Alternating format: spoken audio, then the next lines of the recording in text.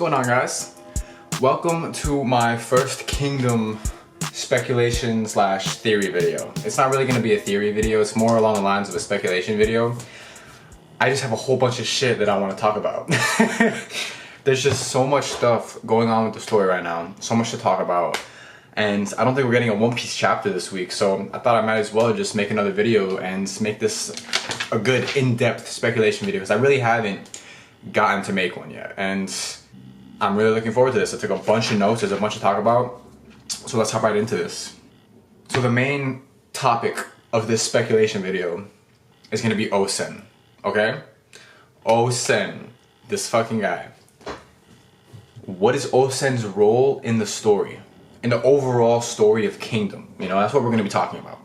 I know that Osen went down as one of the greatest generals in Imperial China, like in real time, because if you didn't know, a lot of the characters in Kingdom in the story are based off of real life people that were around during Imperial China. Like, the story is really cool. Not everything that happens is based on factual evidence and like facts, but he does take inspiration from real life events, which is really cool and something to take into account whenever you're thinking about these characters' purposes. Because just because someone did something in Imperial China in real life history doesn't mean that doesn't mean that Hada's gonna stem from that. It doesn't mean that he's gonna actually take that and make it exactly how it was. He can take the story whichever direction that he wants to, whichever like the story calls for, you know what I mean? Whichever plot line, whichever way the story drives, it should push the plot forward, not be based on evidence. Like, you don't want an ending to an arc. You don't want something to happen that doesn't make any sense, but like it happened in real life. You know what I mean? I think you know what I'm saying.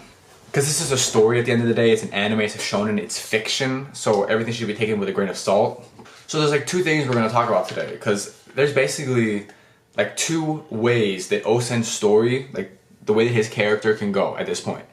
It's either going to be filling a protagonistic role, alright? He's going to fill a protagonistic role in the story and he's going to help the characters out, or he's going to fill an antagonistic role. And there's a lot of evidence supporting both ways, so it can go either way. And that's what we're going to talk about today. And I wrote down a bunch of facts, a bunch of notes on why I think it could go either way. And the first one we're going to talk about is the protagonistic role. He may be a savior, you know? Osen may be a good guy. So ever since Oiki died, or Oiki, I don't mean to say Oiki, don't butcher me in the comments, it's Oki. Ever since Oki died, Shin hasn't had that role model character, that figure in his life.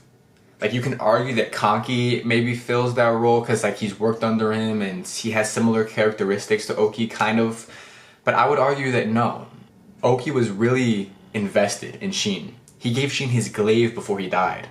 I think that was a much different relationship than what Kanki and Shin has ever had. And Shin highly respected Oki, you know what I mean? Highly. Had high regards for the man. Wanted to be like him. And he takes some of his instinctual aspects of his character, and I think it stems from Oki's character and how Oki acted during battle, you know what I mean?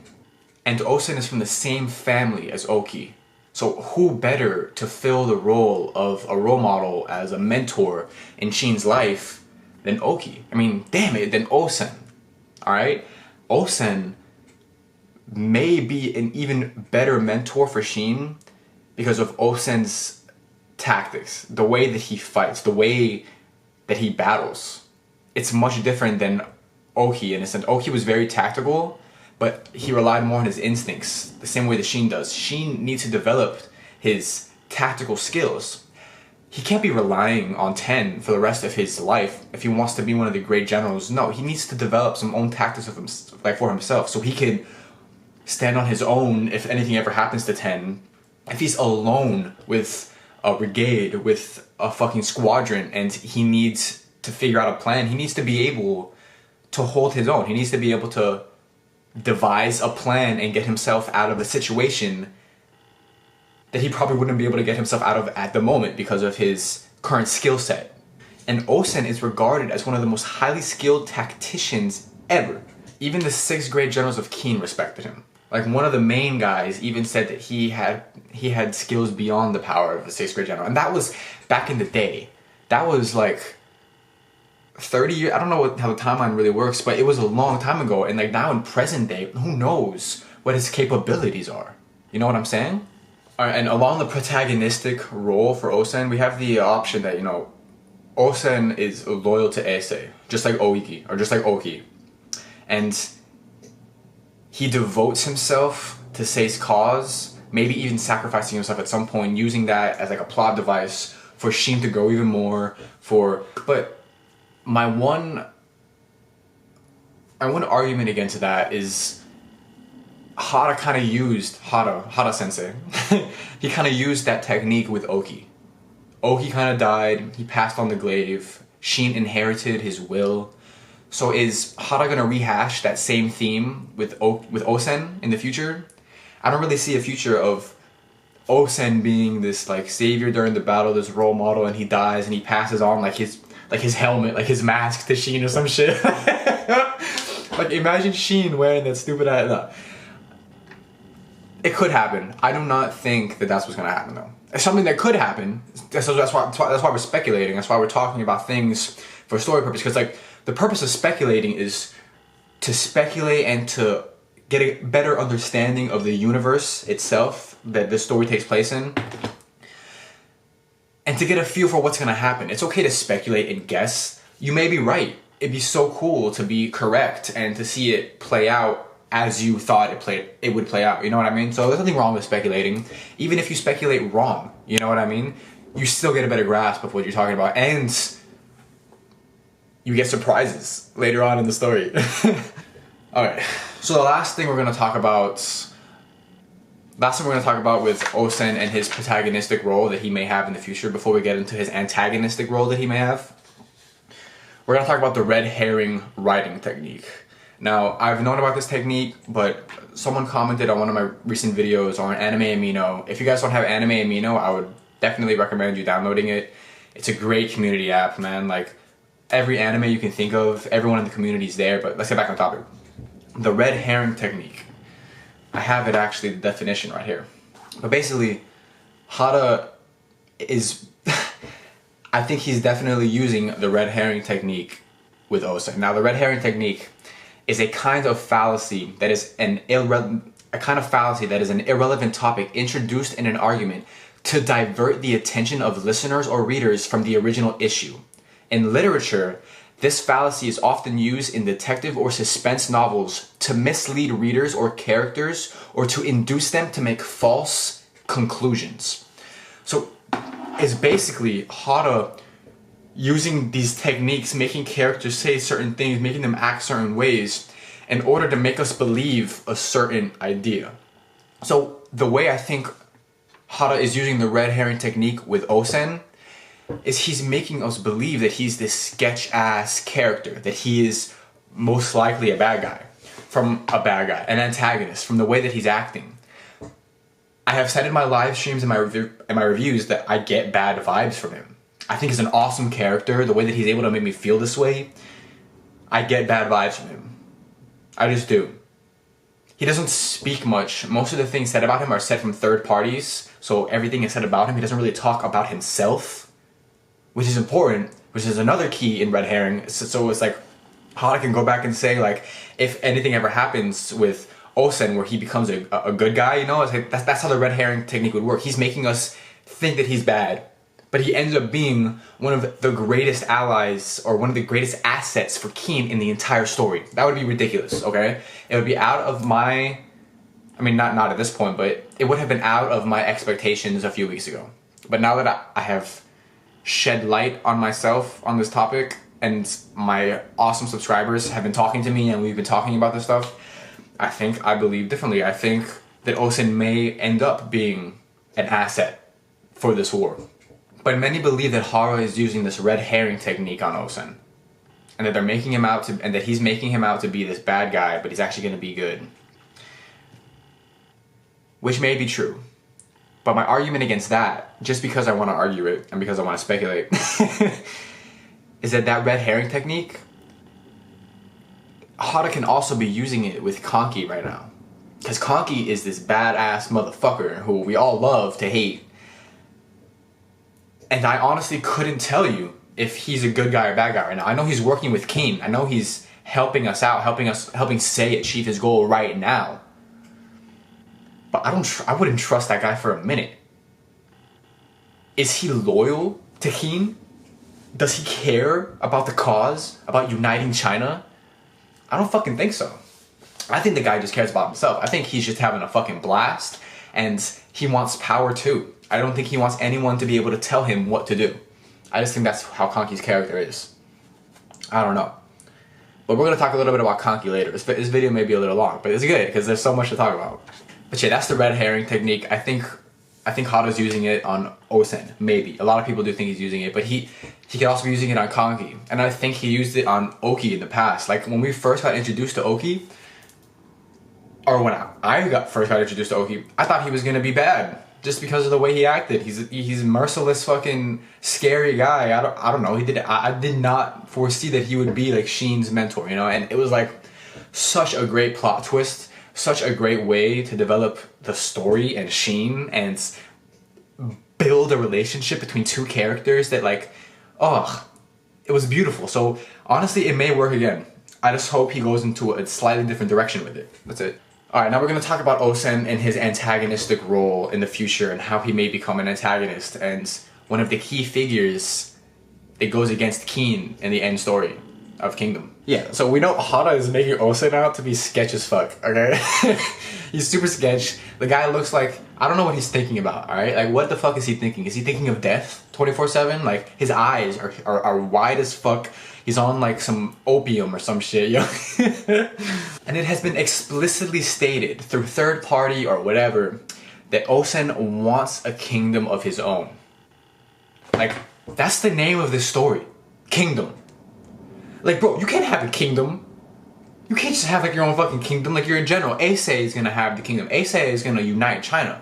You're gonna sit under Issei's foot, bro. Like, you're gonna bow down. Like, that's what I want anyways. I want Issei to rule, bro. I love Issei, man. I don't want Osen to backstab Keen because of his own selfish ideals. You know? And I can totally see it happening. I can totally see a situation where Osen, of the old family, you know, we had Oki and whatever. It would be crazy for Osen to backstab King and betray them. After we know how loyal Oki was and how loyal we think that family is to the royal family of King, it would just be a huge curveball. He would take his family's like reputation and shit on it.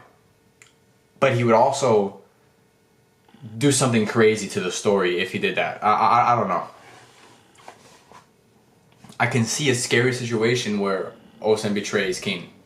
I just can because I'm speculating and I'm fucking crazy and I want to think about all the foreseeable futures that we could get with this story, because one of the best things about reading this story, and it's one of the best things, I mean, one of the best things is that like the author is an amazing writer. He's an amazing author. He knows what he's doing. He's so skilled at what he does. And as an avid reader every week, I get to speculate. I get to try and guess what he's gonna pull out of his ass next week or the next 2 weeks for like the next chapter. And you're never correct, you know, like with Oda and Hada, like storytelling is so important. I can't even begin. So you guys know what I'm talking about. We're all here because we love Kingdom, and I'm just fucking blowing hot air at this point, man. But Osen, he would be a terrifying adversary. A betrayal from within is like the last thing that Keen needs right now, especially with Riboku on their ass and basically all of China against them. Like, it's crazy. It's like we have a unique situation where the antagonist of our story, Keen, is the conqueror. They're the ones who want to tear down these nations, and it's almost like they're the bad guys in everyone else's eyes except us, because we know their motivation. You know, we know their goal. They want to unify China. It's like they want to end conflict. But to end this conflict, you need to fight. You need to start conflict. You need to kill people, you know? Like, all these wars kill many thousands of people. So everything comes with consequences, you know? So yeah, just to rehash my antagonistic, you know, mindset for Osen, my fear is for Ace, basically, because who knows if this man has the same ideals as Osen I'm talking about. Like, who knows if he has the same ideals? Who knows if he's as loyal as Oki was? We don't know. Like, who knows if he is? Like, if not, he may be using Ace as a catalyst to sit on the throne of a united China. Someone did tell me, and I did read somewhere, that Osen is the one who united China in the end, like in real life, you know, in actual imperial China. Like, Osen played a huge role in uniting China. So I don't know if Hada's going to use that story, like if he's going to use the real life factual evidence and implement it into a story, or if he's going to completely just change it and make a story of his own that fits the overall ending of Kingdom. I don't know. But the last thing we're going to talk about today, I finished the protagonists, antagonists discussions for Osen. The last thing we're going to talk about is Osen and Kanki and their roles as future generals in the King's 6 great generals if that system becomes revived. I think that one of them, if not both of them, are going to betray King, or they're going to become antagonists in some way. I think it would push the plot forward. I can see a future where it turns out, oh my god, Kanki and Osen, they're both good guys. They were just fronting the entire time. Like, it was just red herring, this and that. They're gonna be great. They're gonna be like good guys. That could happen, you know? I'm not saying that couldn't happen. But is that what should happen with the story? You know, is that what's gonna happen? I don't fucking know. I think two things may happen. I think either Osen is gonna betray the army. Alright, he's going to betray the country. He's going to go on his merry way, and Kanki will step up and take over, and he will be the protagonist to Osen's antagonist. Or the roles are going to be switched, and Kanki's going to betray the army, and Kanki is going to, or who knows what the fuck Kanki would do. He can do a number of things. The guy's vicious. He's not to be fucked with. So he may go and betray King, and we may find out that Osen, this entire time, shared similar ideals and motivations as Oki. And that's when he steps up. And that's when we find out that he's a good guy and that his ideals are similar with Ace and that he's gonna help Ace, but this time he isn't gonna fucking die. He isn't gonna fuck up like Oki did. Because maybe they have like a rivalry relationship. There's a bunch of ways this story can go. And the last thing I want to talk about are the 6 great generals of Qin, and how that system is most likely going to be revived, and how I think that Kanki and Osen will be 2 of those 6 great generals. Now we know with the 6 great generals of the past that there was conflict, you know, there was turmoil within the 6 great generals. Like, I know a few of them fought, they disagreed on topics, they didn't like each other in some cases. I think that theme is going to carry on over into the new 6 great generals. Especially if Kanki and Osen become 2 of them. I think that they can, like, Kanki and or Osen are going to be the ones that ignite that fire of rebellion within King. You know what I mean? I think that one of them, if not both of them, are going to be the catalyst to push that plot forward. But yeah, I think once the 6 great generals system is revived, that it's not gonna be perfect, and that it's gonna lead to more conflicts, but it's also gonna, at the end of the day, help push the plot forward, the story forward. So yeah, guys, what the fuck do you think's gonna happen? Like, I just went on a rant for like 20 plus minutes, but you know what? I feel like I got it out of my system. I felt like I talked about everything that I needed to talk about. What do you guys think? Do you disagree with anything that I said? Do you agree with anything I said? Please comment below.